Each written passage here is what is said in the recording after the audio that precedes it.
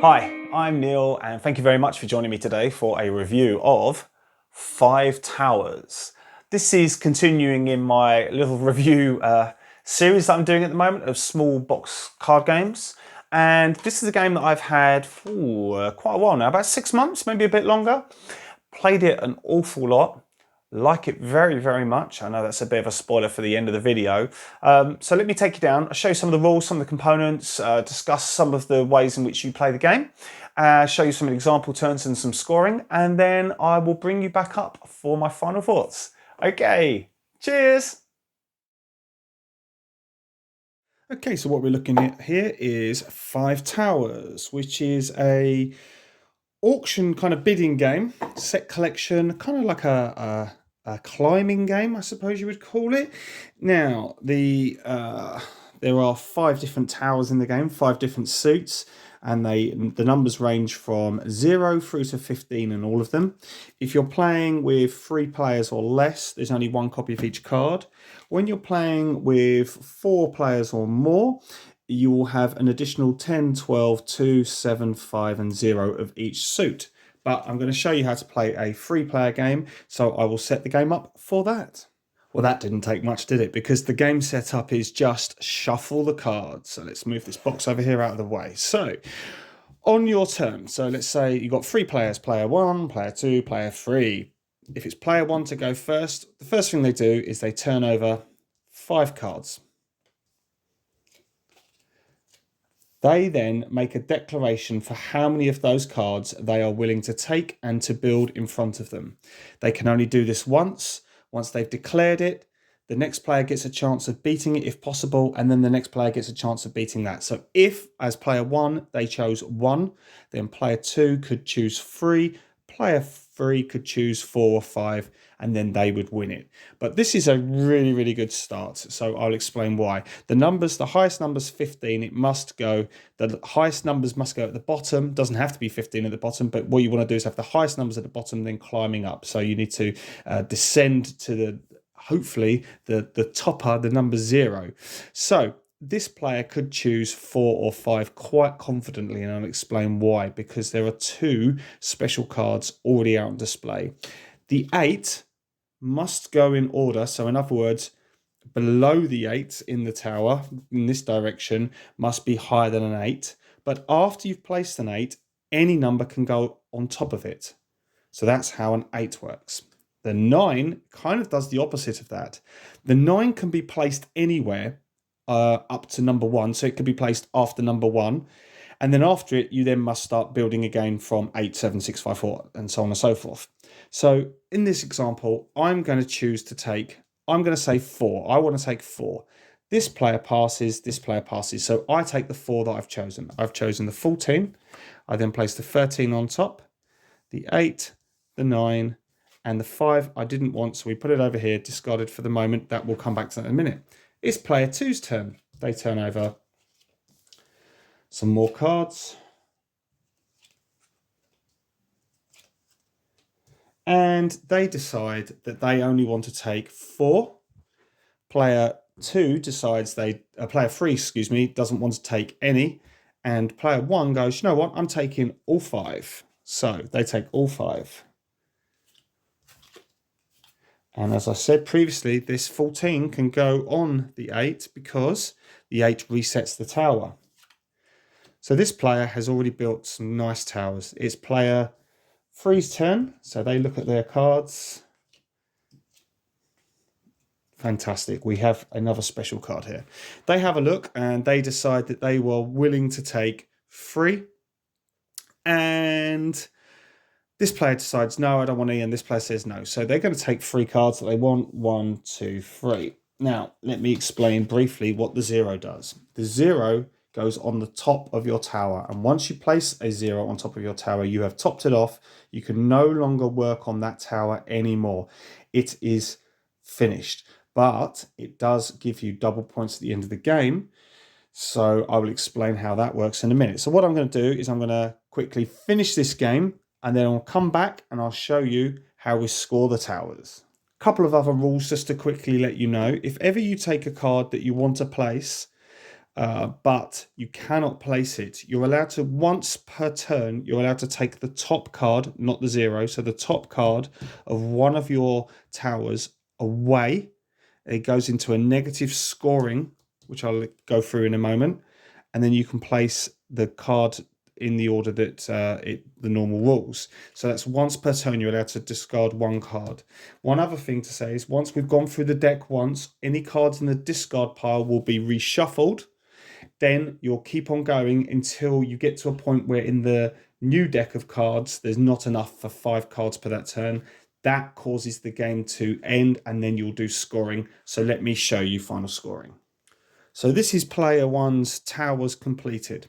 So you're going to look at each tower and you're going to score it for its height.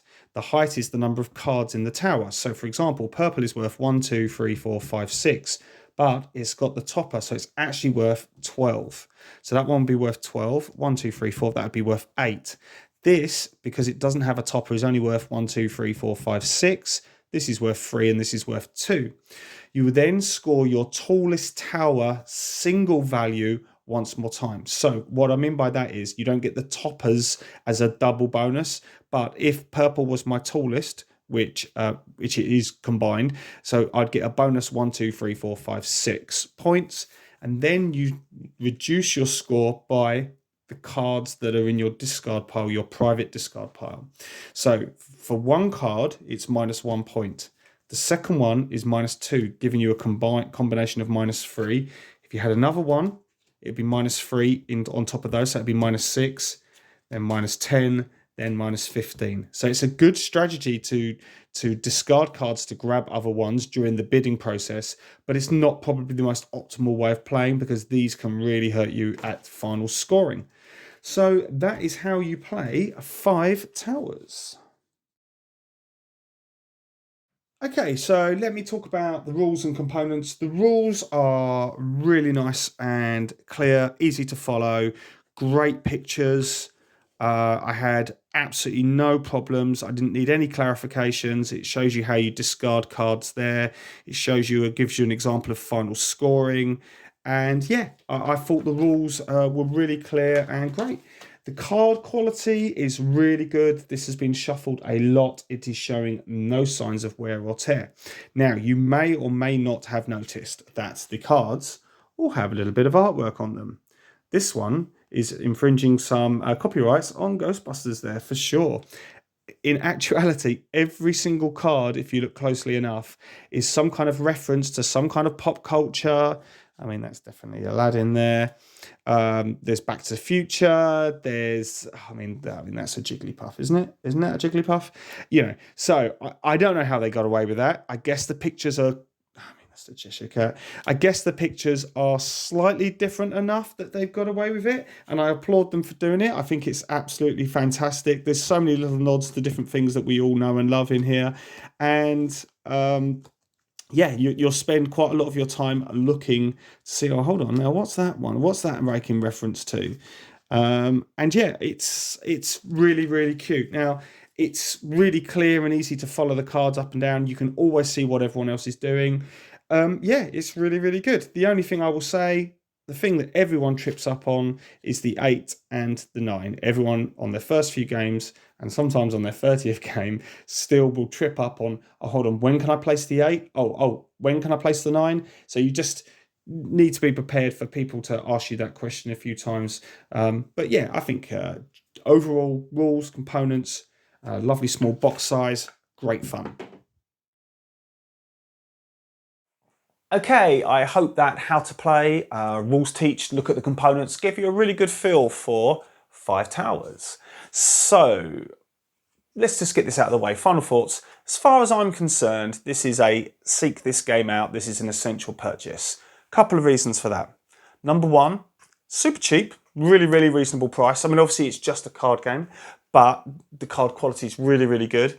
I've played this 50 times and the cards are showing no sign of wear and tear despite the shuffling and constant making of towers. So yes, number one reason, super, super cheap. Number two reason, it's a 2 to 5 player game, but This for me sings, and I mean really sings at 2. So if you have a friend or a partner, someone that you play card games with at 2 players, this is the game for you, because what you're doing is you are always watching your towers being built, but you are very, very acutely aware of what your opponent is building. Sit opposite each other, you're watching the towers build up. You know when it's time to go big, to push big, or to hold back. Let them go early. Let them build a silly tower that's only got 4 in it and the number's 0's already at the top. Fine, they've capped it off, but now I've got the rest of that suit that I can keep on taking. So the interaction at 2 players is fantastic. Now I like it at 3, 4 and 5. I really do like it at 3, 4 and 5, especially because you add in those extra cards, so you've got some more choices at 4 and 5. But for me at 2, this is a fantastic game. Now the bidding is another reason why, is I love the one bid, you're done, one and done. Now sometimes the choices are obvious. Sometimes you flip over 5 cards and it's very obvious, I'm just going to take 2 cards. And sometimes towards the end of the game, it can be obvious that you can't take any. But that's okay, because it's a super quick game, like 15-minute game. But the bidding at the beginning and towards the middle of the game, when you have real choices, you have to decide, am I going to push my luck? Am I going to go for a massive yellow tower and I'm just going to really play this out? Or am I going to hold back? Am I going to be a bit more conservative? I really enjoy the scoring of it at the end. I find that really fun, and I enjoy the negative scoring for anything that you've offloaded into your like personal discard pile. I find that really clever. The ease of play, so you can get this game up and going pretty quickly. I did mention before the 8 and the 9. Sometimes people get tripped over. Oh, when is it? Can I play the 8? Can I play it any time? No. It has to be in order. But afterwards, it resets the tower. Oh, I get that. But the 9, that has to be in order, doesn't it? No. 9 can be played at any time. So that can trip a few people up, but once they get used to it, it's absolutely fine. Grabbing the toppers when you've built a massive tower is super satisfying. A tower of 10 with a topper on it, so 11 effectively, is 22 points on its own, plus another 11 points when you're scoring your highest tower. That is a phenomenal go just in that points wise, just in that one tower, let alone what you've done in the others. So that's absolutely fantastic. In terms of length of play, 15-20 minutes max, regardless of player count, because the deck, even though it increases, people are grabbing cards super quick, and it will be over before you realise it. Value for money, like I've said, really cheap, really good. So yeah, this is a great game with very little negatives as far as I'm concerned. I love this game. Some people have said, oh, I don't feel as though I have enough agency over what I'm doing, but maybe towards the end of the game, but then that's all based on the decisions you've already made. So you made the mistakes in the first couple of goes. There's no point crying over spilled milk. So yeah, so as far as I'm concerned, this is essential. Hunt this game down, get this game, 5 big thumbs up. It's absolutely brilliant. So that was my review of 5 Towers. I hope you enjoyed it, and leave some comments and I'll come back to you. I've been Neil. Thank you very much for watching. Cheers.